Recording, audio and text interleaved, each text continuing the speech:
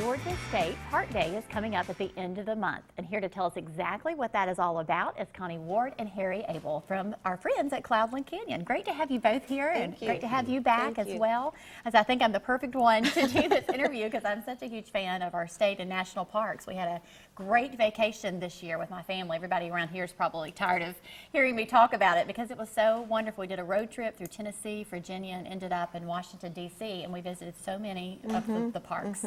So great. But tell us specifically, we'll just start with you. If you'll just tell us, Connie, about what this day actually involves. Okay, it's actually part of National Public Lands Day, and we're registered with that site. But this is specifically your State Parks Day in Georgia, and it's a Friends of State Park program where for coming to volunteer to do projects in any of the state parks in Georgia, you can enter your park passes for free for that day.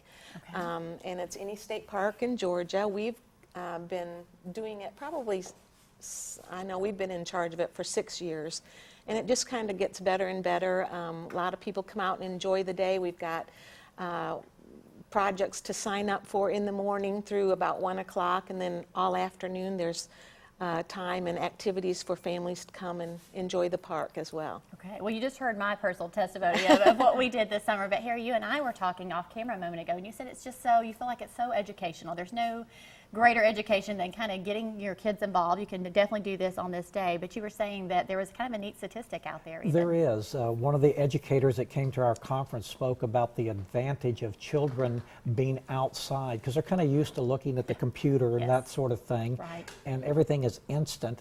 At the park, it's slow. The trees grow slow. Right. And it's such therapy for them, and they found they learn better after they've been exposed to the outdoors. Right, but a neat thing that you all do that I didn't even realize on your website, there are some for the kids to get them involved because they are so technologically, I guess, savvy, and they like that part. You have something called, is it geocaching, but you have little apps that you can do that really gets the kids involved, right? Yes, and it teaches them some navigation skills, if you will.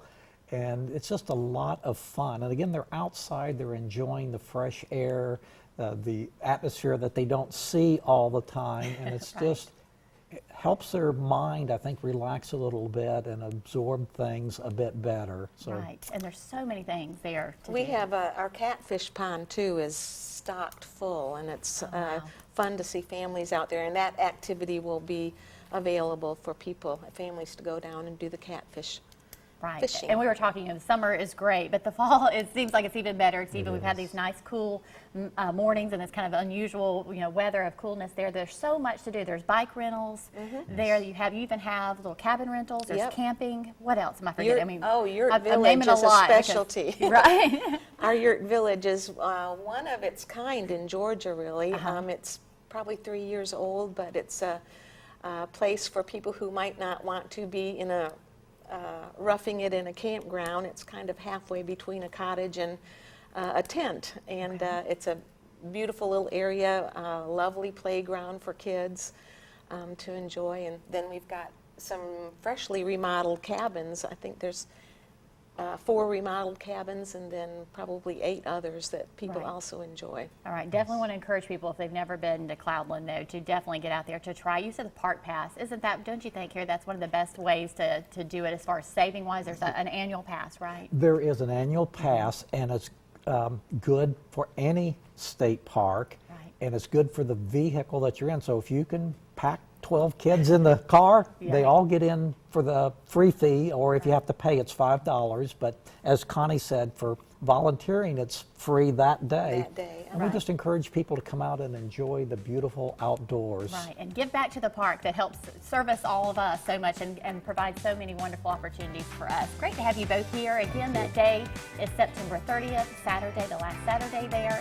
For more information, you can certainly visit cloudlandcanyon.com, right? Org. .org. Yes, So they thank you. switched there on me. All right, great. Thanks so much, and stick around. We still have a little more of Let's Chat straight ahead.